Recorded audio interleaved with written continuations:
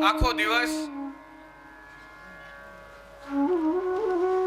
मात्र उस संसार की दौड़ में हम लगे हैं।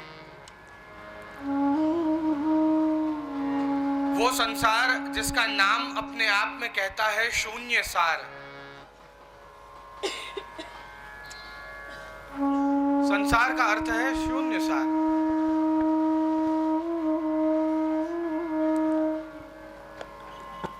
एम આપણે જોવા જઈએ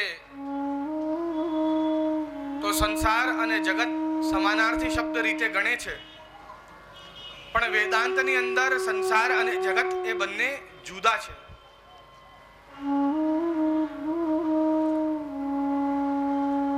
અને આ ભલી ભાંતિથી જાણો છો કે શ્રીમદ વલ્લભાચાર્યજીએ જ્યારે માયાવાદનો ખંડન કર્યો ત્યારે સંસાર અને જગતની વચ્ચેનો ભેદ સમજાવ્યો.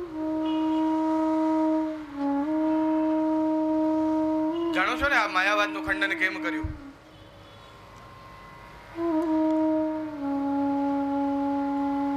માયાવાદીઓ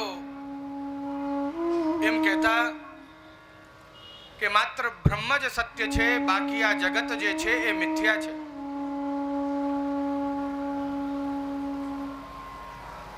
શંકરાચાર્ય આદ્ય શંકરાચાર્યજી જ્યારે આપ એક સમયે માર્ગમાં જઈ રહ્યા હતા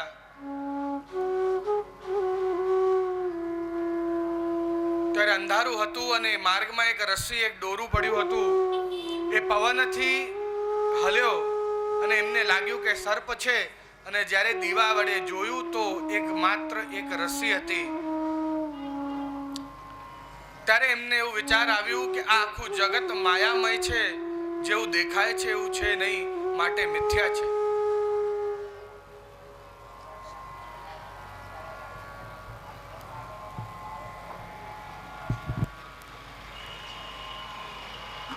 એક સમયે જ્યારે શંકરાચાર્યજી આપ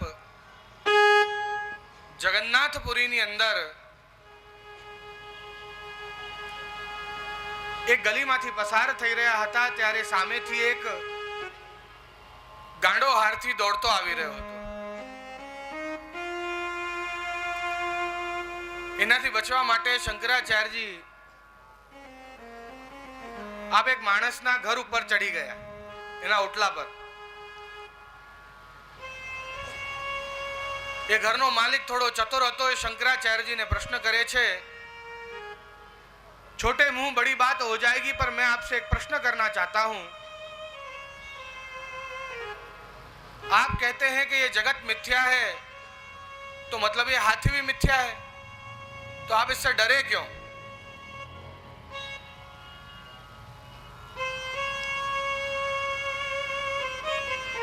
जो हाथी मिथ्या है तो आनाथी बीवानी जरूर શું?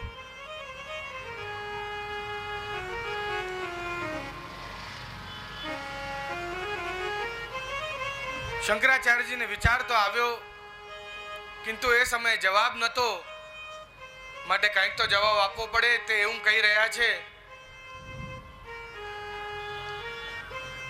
કે જેમાં જગત મિથ્યા છે એમાં હાથી મિથ્યા છે. મારી બીક પણ મિથ્યા જ હતી. મને તો તારા ઘર પર કૃપા કરવી હતી, માટે ચરણ પધરાવ્યો ત્યાં.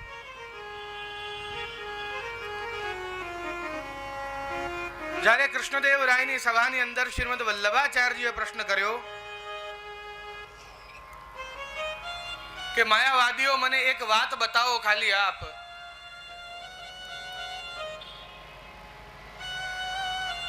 કે આપની સામે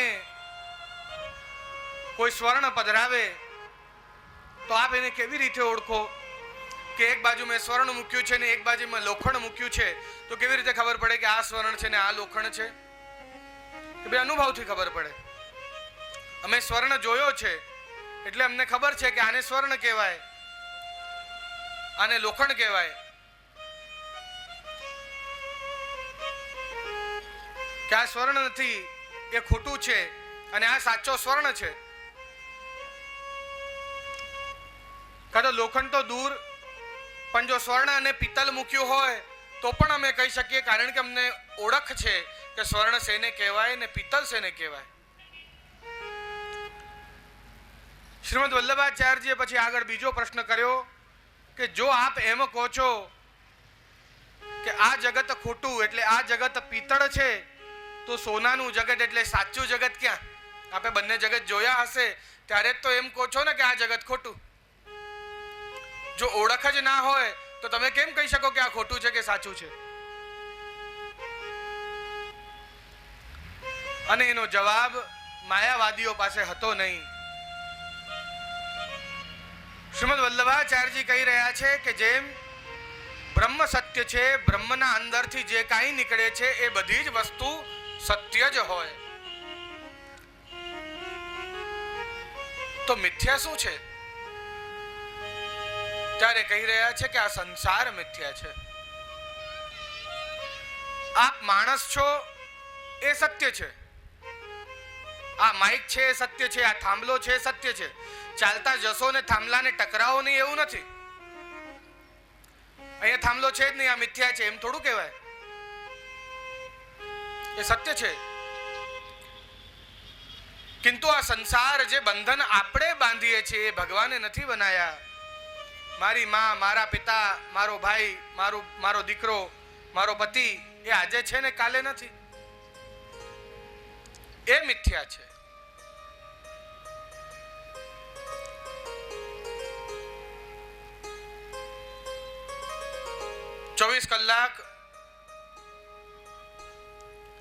આ 24 કલાક જે આપણે આ સંસારની પાછળ દોડીએ છે, ભગવાન એમાંથી માત્ર થોડો સમય માંગે છે. આ 24 કલાકમાં 6 કાલ આવે: પ્રાતઃકાલ, મધ્યાહ્ન કાલ, અપરાહ્ન કાલ, સાયંકાલ, પ્રદોષ કાલ અને નિશીત કાલ. આમ કરતા 6 કાલ, અને 6 કાલમાંથી કોઈ પણ એક સમયે જો આપ થોડો સમય કાઢીને ને પ્રભુને આપી શકતા હો,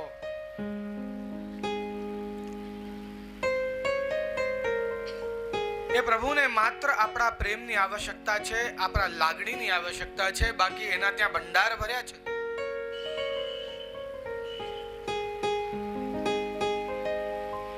આપણી પાસેથી એ માત્ર પ્રેમની અપેક્ષા રાખે છે, અને પ્રેમની અંદર સંકળાયેલી જે કાંઈ વસ્તુ હોય એ એની જાતે જ થઈ જાય છે.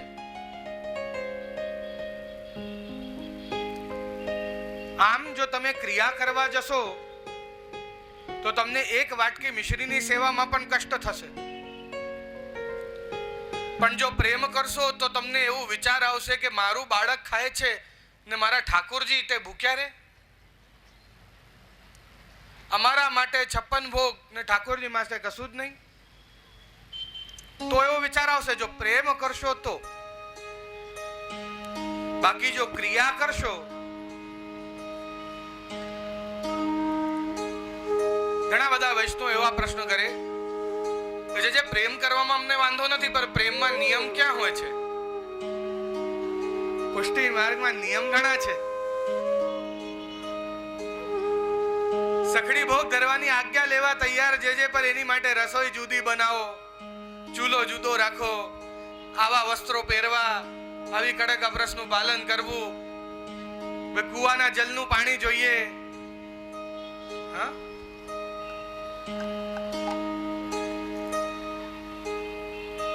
એસો નેમ યશોદા તેરે. આપણે નેમ શબ્દ, નેમ એટલે નિયમ. યશોદાજીનું પણ નિયમ છે.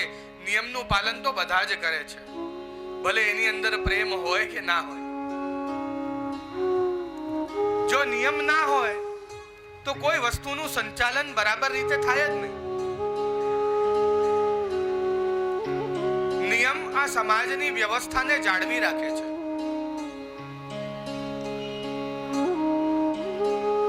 આની જોડે સંકળાયેલો એક બીજો પ્રશ્ન કે જ્યારે વલ્લભના કે ઠાકોરજીના ચરણ સ્પર્શ કરીએ તો પહેલા વામ ચરણારવિંદ એટલે પુષ્ટિ, પછી દક્ષિણ ચરણારવિંદ એટલે મર્યાદા, ફરી વામ ચરણારવિંદ એટલે પુષ્ટિ.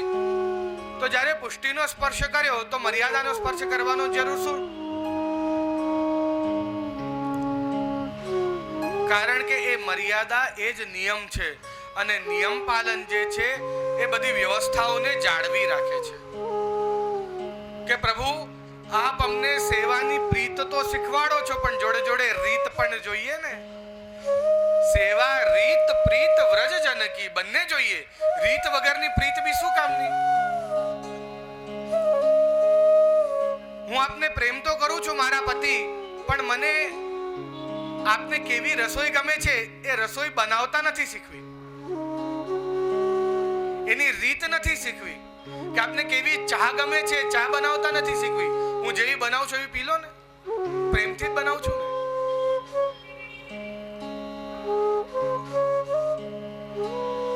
રીત પણ જરૂરી છે. प्रभु ने क्यों प्रिय है?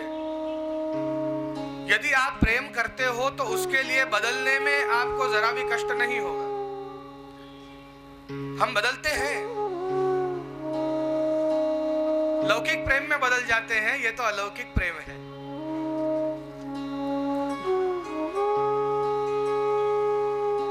સૌથી મોટી વાત આપણું સરનેમ બદલાઈ જાય છે, લગન થતા જ નથી બદલાઈ જતું. શું નથી બદલતા લગન કર્યા પછી? તો શું પ્રભુ માટે આપણે થોડું ફેરફાર ન કરી શકીએ આપણા જીવનમાં?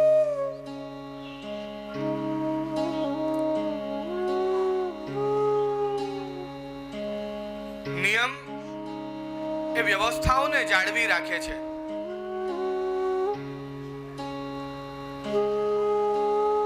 મને બહુ હસવું આવે,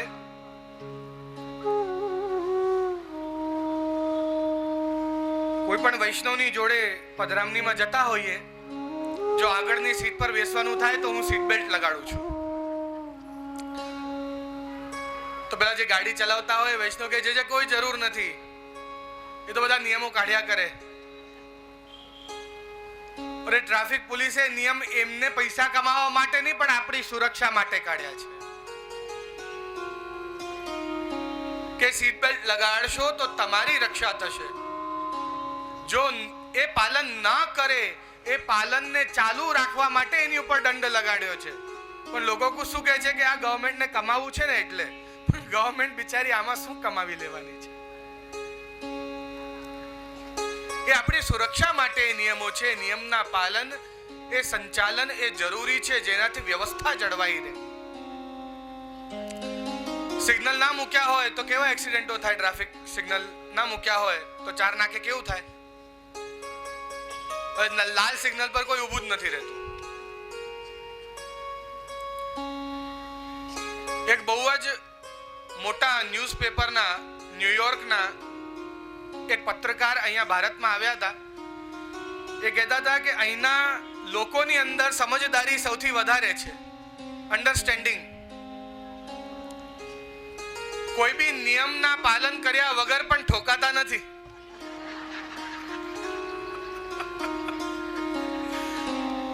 પેલો રિક્ષાવાળો વચ્ચે ચાર નાકે ઉભો હોય ને તો એને આમ ગોલ ફરીને આમ લઈ જાય એની બાઈક, પણ ઠોકાતા નથી. ચાલો સારું છે, ભલે બહુ નિયમ ના સચવાય. આ પ્રમાણે અમે પણ છૂટ આપીએ છીએ કે બહુ નિયમ ના સચવાય, થોડા નિયમ જેટલા સચવાય એટલા પાલન કરો, પણ પ્રમાદ એટલે આળસ ના કરો. થાય છે શું કે જ્યારે આંગળી આપીએ છીએ ત્યારે સીધો ખભો પકડવાની ઈચ્છા થાય છે.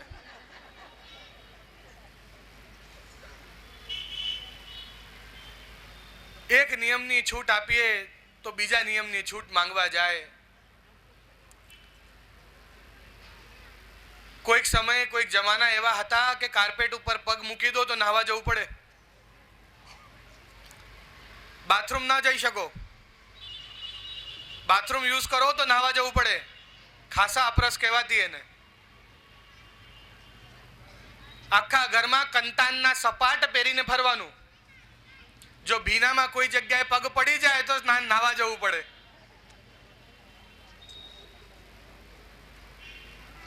માત્ર 5 વર્ષથી નાના બાળકને તમે અડકી શકો, બાકી કોઈને અડકી ના શકો. જોકે એ નિયમ તો આજે બી છે. ઘણા બધા લોકો જે ખાસા અપરસ કરે છે, જે વડીલો છે, એમને મારે ખાસ કહેવું છે કે અપરસને અસ્પર્શતા ના બનાવશો, એટલે છૂઆછૂત. અસ્પર્શ એટલે છૂઆછૂત. યહાં મત છુઓ, વહાં મત છુઓ, ઇસકો મત છુઓ, ઉસકો મત છુઓ, દૂર હો જા, દૂર હો જા. પેલો એટલો બધો દૂર જતો રહે, જ્યારે યુવાન થાય ત્યારે હવે નજીક આવવા જ તૈયાર ના હોય. કારણ કે નાનપણથી એવું જ સાંભળ્યું હોય, ભાઈ દૂર રહે તો દૂર જ થઈ જાય.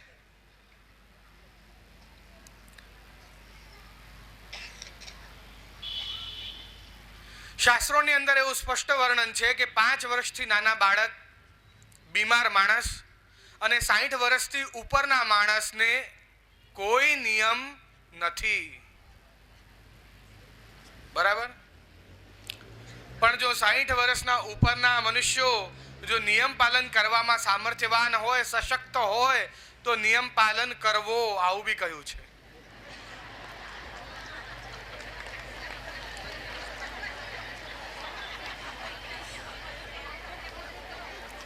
પાછા નગર એવું કે જે તો બધી છૂટ આપી દીધી છે, ભીગે કાન ને ભય સ્નાન. પવિત્રો પવિત્રો વા, આવું મંત્રનું વાંચન કરી અને કર્ણોના પ્રક્ષાલન કરી કે સ્નાન થઈ ગયા છે, ચાલો અપરસ થઈ ગઈ અમારી, તો નહાવાની શું જરૂર છે? ના, એવું નથી. જો સ્નાન કરી શકતા હો તો ચોક્કસ સ્નાન કરવો. જો નિયમ પાલન થતા હોય તો ચોક્કસ કરવા. ખોટો પ્રમાદ ન કરવો. એ પ્રમાદ કરવાથી દોષ આપણને લાગે છે. ભગવાન તો निर्दोष है, उसको कभी दोष नहीं लगेगा, दोष हमको लगेगा. वो तो निर्विकार है, वो परम ब्रह्म है, वो किसी से छुआ नहीं जाता है, वो तो अपन सबको पवित्र करता है. वो अपवित्र कैसे होगा?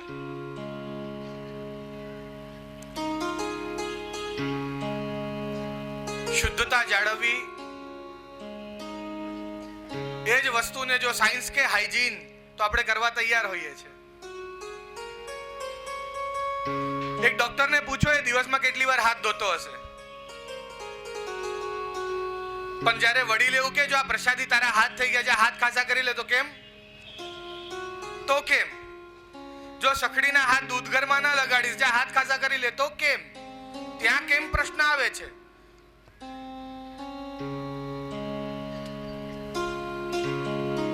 धर्म नो पोषण, धर्म और विज्ञान साथ ही में चलते हैं. धर्म हमको मात्र विज्ञान की बताई हुई चीजें कुछ अलग प्रकार से बताता है, बस. बाकी धर्मનું પણ એ જ હેતુ છે કે આપ બધા સ્વચ્છ રહો, સ્વસ્થ રહો, પવિત્ર રહો, શુદ્ધ રહો. ધર્મ પણ એ જ બતાવવા માંગે છે, પણ એના અંદર માત્ર ભગવાનની એક આડ મૂકી છે કે ભગવાનના માટે તમે કરી રહ્યા છો, બસ. એવી ઘણી બધી વસ્તુઓ છે જે વિજ્ઞાનની અંદર આવે છે અને આપણા ધર્મની અંદર બી આવે છે, પણ આપણે એને પાલન કરતા નથી, કાં તો આપણને કંટાળો આવે છે પાલન કરવા માટે. એવી ઘણી બધી વસ્તુઓ છે. विज्ञान और ये शास्त्र कुछ अलग नहीं बताते, मात्र थोड़ा प्रकार अलग है, मात्र मार्ग अलग है, रास्ता अलग है. આપણે જે ધર્મને ધીરે ધીરે છોડી રહ્યા છીએ, એ ધર્મનું પાલન વિદેશી લોકો એટલું પ્રેમથી કરે છે. સાચે મજાકની, હું તો બધે જ ફરું છું એટલે જાણું છું. એ સંસ્કૃત જે ઓલમોસ્ટ આપણા ભારતમાંથી ભૂલાઈ જ ગઈ છે. જર્મનીના ફ્લાઇટનું નામ જાણો છો આપ? જર્મની એરલાઇન્સ, એની એરલાઇન્સનું નામ ખબર છે? લુફ્થાન્ઝા. નામ સાંભળ્યું છે? લુફ્થાન્ઝા એરલાઇન્સ આપે તો સાંભળ્યું હશે. લુફ્થ એટલે મોટું, સંસ્કૃત શબ્દ છે આ. હંસા એટલે, હંસ એટલે મોટો હંસ, લુફ્થાન્ઝા. આપણે છોડી રહ્યા છે ને એ લોકો અપનાવી રહ્યા છે. વિચારનીય વિષય છે.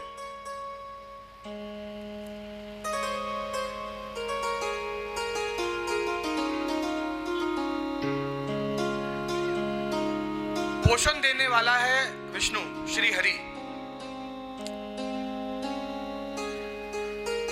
रचना करता है ब्रह्मा और संहार करता है शिव. जो વિજ્ઞાનની દ્રષ્ટિથી જોવા જોઈએ, આ બધા જાણો છો ને પીપલમાં વિષ્ણુનું વાસ બતાવ્યું છે? જાણો છો ને એટલું તો? કેમ? ખબર પડશે હમણાં.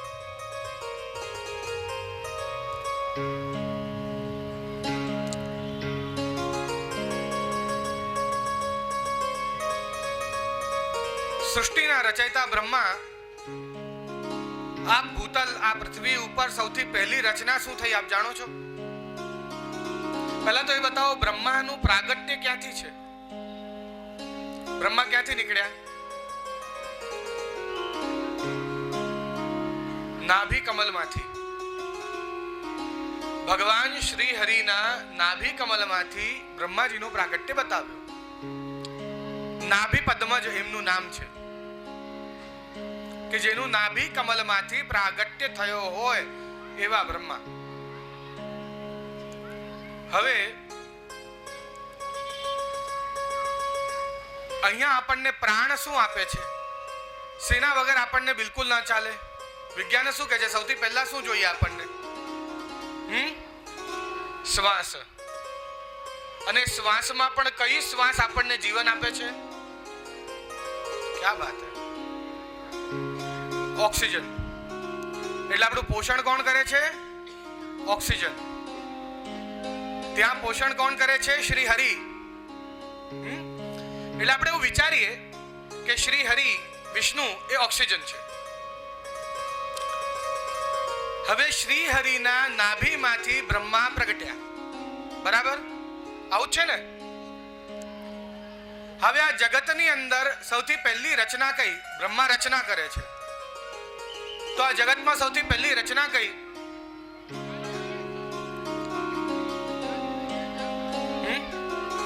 પાણી, જલ. આ બધે જલ હતું. એ જલની અંદર એક બેક્ટેરિયા પ્રગટ્યો. એક બેક્ટેરિયા માછલી બની અને એ ભગવાનનો પહેલો અવતાર મત્સ્ય અવતાર. આપ જોઈ લેજો, વિજ્ઞાનમાં એવું જ કહેવાય છે કે માછલી એ આપણા પૂર્વજો છે અને ભગવાનનો પહેલો અવતાર એ મત્સ્ય અવતાર આવ્યો. જલ. અહીંયા કેમિસ્ટ્રીના જાણકાર કોણ કોણ છે? અહીંયા કેમિસ્ટ્રી ભણ્યા છો કોઈ? જલનું કેમિકલ ઇક્વેશન જાણો છો આપ? H2O એટલે હાઇડ્રોજન એટલે બ્રહ્મા, એ નીકળ્યા O એટલે ઓક્સિજન વિષ્ણુના નાભીમાંથી, એટલે પહેલી રચના થઈ જલ. H2O. અને તદ ઉપરાંત આખી સૃષ્ટિની રચના થઈ. આજે આપ જોઈ લો, વૃક્ષને પણ પાણી પાઓ તો જ એ વૃક્ષ મોટો થાય. કોઈ પણ રચનાને પાણીની આવશ્યકતા છે અને દરેક વસ્તુની અંદર ઓક્સિજન વસેલો છે તો જ એ માણસનું પોષણ થાય.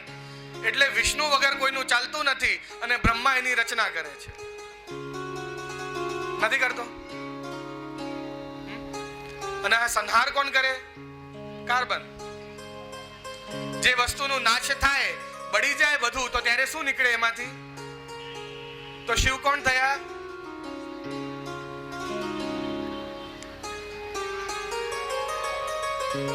ऐसे ही इलेक्ट्रॉन, न्यूट्रॉन, प्रोटॉन, આ ત્રણ એટમ્સ છે ને,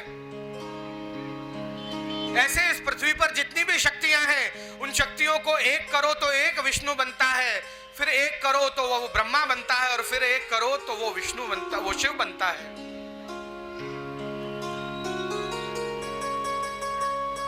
ये परम ब्रह्म का स्वरूप समझना सरल नहीं है. धर्म विज्ञान से जुड़ा हुआ ही है. धर्म कभी भी विज्ञान से अलग नहीं हुआ, मात्र उसको समझने की नजर चाहिए. એને સમજવાનો એક પ્રકાર હોવો જોઈએ. જો તમે બરાબર ભલી ભાંતિથી સમજો તો ચોક્કસ તમને સમજાય. જે પણ નિયમ આ પુષ્ટિ માર્ગમાં બનાવવામાં આવ્યા છે તેની પાછળ કંઈક ના કંઈક કારણ ચોક્કસ છે. એ નિયમનું પાલન કરવાથી કંટાળશો નહીં. નાશ્રિતો વલ્લભાધીશો ન ચ દૃષ્ટા સુબોધની, નારાધ રાધિકા નાથો વૃથા તજન્મ ભૂતલે. વૈષ્ણવ થયા પછી પણ જેમને શ્રીમદ વલ્લભાચાર્યજીના ચરણારવિંદનો આશ્રય નથી કર્યો, શ્રી સુબોધનીજીનું જેને વાંચન નથી કર્યું, જેને ભગવાન શ્રી કૃષ્ણના કથાનું શ્રવણ નથી કર્યું, કૃષ્ણની સેવા નથી કરી, ભક્તિ નથી કરી, એ વૈષ્ણવ થયા પછી પણ વૈષ્ણવ નથી. એ માનવ થયા પછી પણ વૃથા તજન્મ ભૂતલે, એને આ જન્મ વૃથા વ્યતીત કરી દીધું છે.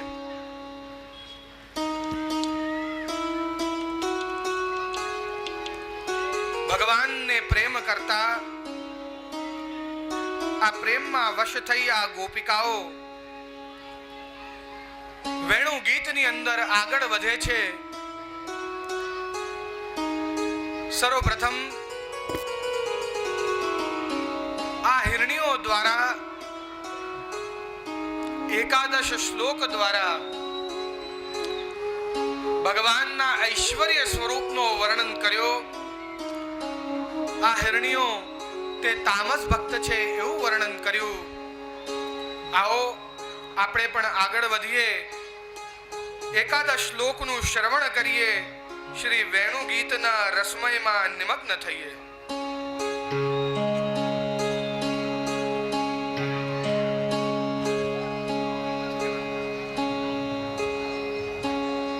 ધન્યાઃ સ્મ મૂઢમતયોપી હિરણ્ય એતાયા નંદનંદનમપાત વિચિત્ર વેશમ.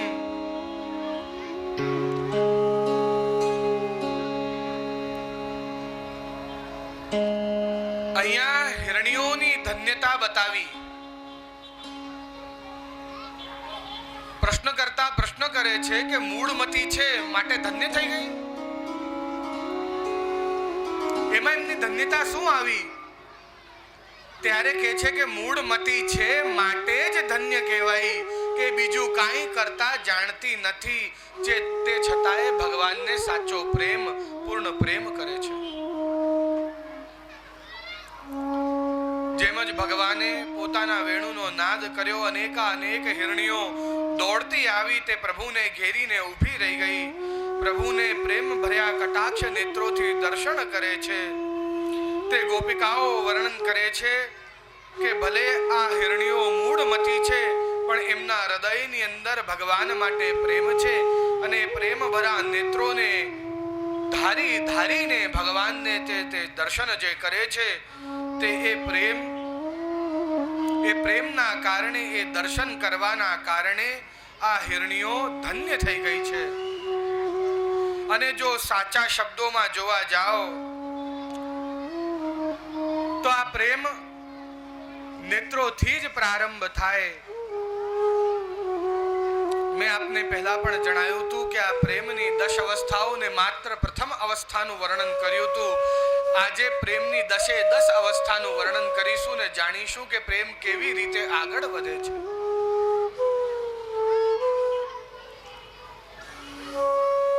સર્વપ્રથમ પહેલી અવસ્થા આવે ચક્ષુ પ્રીતિ,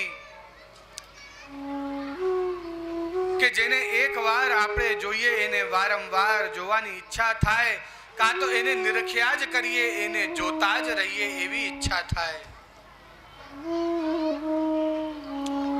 प्रेम प्रारंभ होता है इन नेत्रों से. उसको जब देखा तो देखते ही रह गए. આ નેત્રોની નિકુંજની વાત તો કંઈક જુદી જ છે. કંઈક રચનાકારે કંઈક બહુ સુંદર રચના કરી છે. તેના 2 શબ્દો આજે આપના સન્મુખ હું પ્રગટ કરીશ. નેત્રોમાં સ્વપ્ન આવે, જ્યારે સૂતા હોઈએ ત્યારે સ્વપ્નમાં દર્શન, અને જ્યારે જાગતા હોઈએ ત્યારે સન્મુખમાં. એવું જ કંઈક વર્ણન એક રચનાકાર કરે છે કે સોઉં તો સપને મિલું, જાગું તો મન માહી.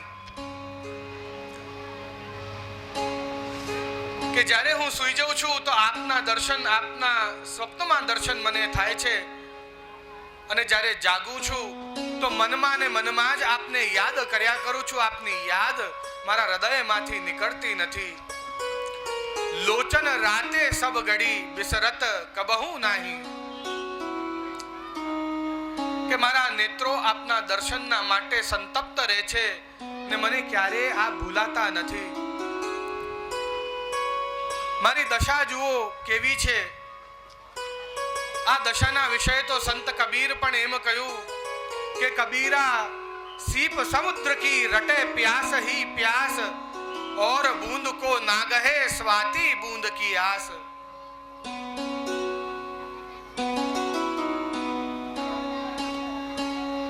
સમુદ્રની અંદર અનંત જલ છે, અથાહ જલ છે, અને એ